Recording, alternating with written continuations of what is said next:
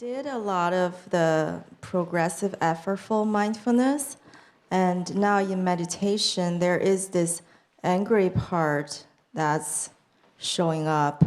There is this... Angry.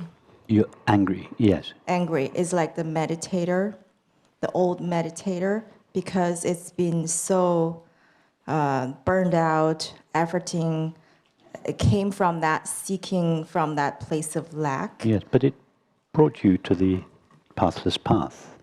Yes, but this part is angry and cynical. And it connects to this deeper part of the anger, like my condition and my pattern. Being now, listening to Annie's question, it's like being a victim. I'm connecting the dots, perhaps. It's just being taken advantage of and not working out, being abused, angry and cynical is like now... Angry and cynical at? Let's say, sometimes when I sit and meditate, I hear this part. It's like, this is bullshit. This is not going to work. You've got burned out. You've been traumatized. You're right. It's not going to work. Yeah, you're right. This is not going to work. Nothing's going to work. Yes, and you've tried so hard. Nothing's going to work. You're right. And it's painful. I guess that's doubts. It's just... Yes, if you've, as we all have, spent a life invested in hoping that something is going to work, an object, a substance, an activity, especially a relationship, a spiritual practice, a spiritual teaching, the spiritual teacher, the final disappointment. Sooner or later we have to... I can't trust this one. Nothing's going to work. Yes. No, it's not going to work. Yeah, that's a good recognition to come to. Yeah, and life is not working out for me. It's not going to work.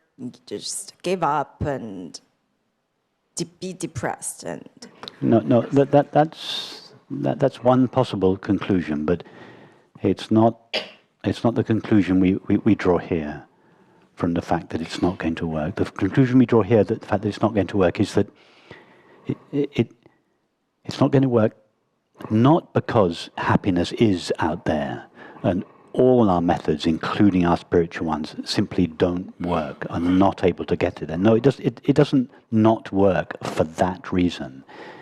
It doesn't work because as long as we're doing something with the hopes that it's going to one day work, we are denying that which is already present. If you're engaged in a practice that you think is going to work, you do that practice precisely because the happiness you seek, you consider is absent. That's why you're practicing, because you hope it's going to work one day to bring you happiness. It's not going to work, but not because the happiness is not out there and you just can't reach it. It's not going to work because the happiness you seek cannot be reached. Nothing can bring it about. It's your nature. You have to stop doing something that you think is going to work. Pause. Stop. Now, you're right. So how do I take that leap of faith? It's not a leap of faith. You go to your experience. That's what we do in the mornings here. You go to your experience. You experience that the nature of your being is full, at peace, requiring nothing, wanting nothing, not wanting something to work. You don't take it on faith. You don't need to take it on faith. You can test out the nature of your being. In these meetings, we go to our being again and again and again and again, and we taste its nature. It's peaceful there. Our being never says, I want something to work. No, it already has everything it wants, so to speak. You see, the only reason depression comes when we visualize happiness, at an infinite distance from ourselves, and we try all these methods. First of all, the conventional object, substances, activities and relationships, then the less conventional ones, the spiritual practices, meditations, the teachers and teachings and everything. All of these fail us, but we don't get the message of the failure. So we give up with all our practices, but we still believe that happiness is at an infinite distance from ourselves. But now there's no way of connecting with it because we've tried everything and it doesn't work. But the failure of our attempt to secure it hasn't got rid of the belief that it is out there somewhere. So if you're depressed, it's because you still think happiness is out there, but you've burnt all your bridges. You just cannot get there. Well, that would be depressing. That would be something to be depressed about, I agree. But you haven't yet taken the message.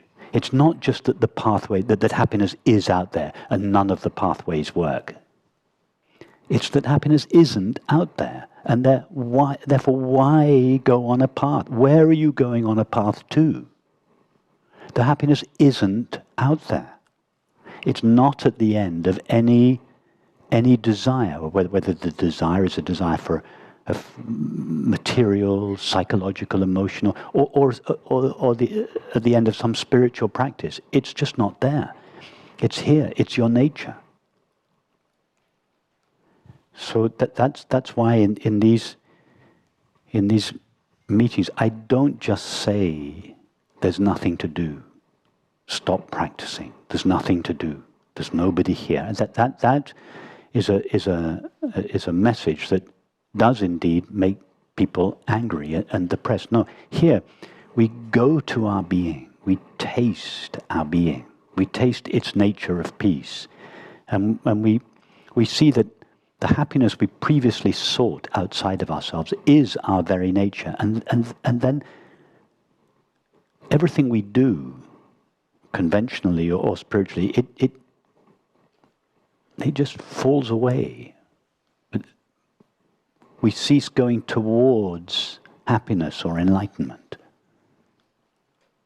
So the implication of what we do here is that there is nothing for us to do, but we don't impose the idea there is nothing for us to do on top of our desire to do something. We explore our true nature, taste its quality of peace and quiet joy, and as a result of that, all the practices and methods and everything, they unwind, they come to an end. Not because we imposed that on ourselves, but because there's nowhere for us to go. We're not seeking happiness outside of ourselves anymore. Yeah, it's easier to get in touch with that during the retreat. Sorry? It's easier to get in touch with it during the retreat. But then... But that's good, so that's why we have retreats. You're Yes. right, it's easier because a retreat is a sort of ring-fenced Right. circumstance, So and hopefully our phones Right. are turned off, and the But world is there's not a but. the When world I go is. home, then... But why are you talking about going home now? Why not go to the peace of your true nature and at least spend this week immersed in the peace of your true nature? Sink deeply into the peace of your true nature. Taste its innate peace. Then, when you go home, you'll find that fewer and fewer experiences retain the capacity, the power to take you away from yourself. So this is use this opportunity, not for worrying about what it's going to be like when you go home, but for there are no demands on your time here. Your work, your children, your colleagues, your neighbors. That's why this circumstance is provided, so that it's just so easy to spend time in our being, and the more we do that, the more, not just on retreat, but when we're at home as well, but the more we do that, the fewer and fewer experiences have the power to take us away from ourselves, until one day we find there's no difference between being on retreat and being at home. We may still come on retreats, we may not, we may stop coming, or we may still come just for the joy of being with friends and sharing our being. But until that time, there's usually this backwards and forwards from home to retreat and home to retreat. So, but not only that, but also in your own life at home, there's a back and forth between your everyday life and then spending time quietly with your eyes closed at home, going back to being. So, and until you find this kind of a sort of uniformity, that the difference between formal meditation and everyday life, it almost completely disappears.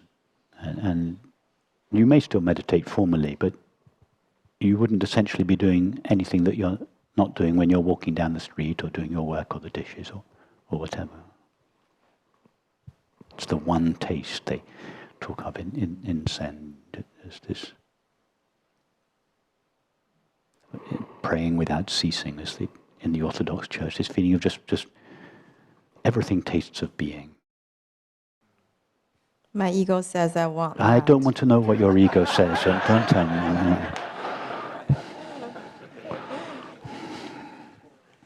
I want that. You are that. Yeah, the ego says, I want that. Your being says, I am that. Don't listen to your ego. Listen to your being.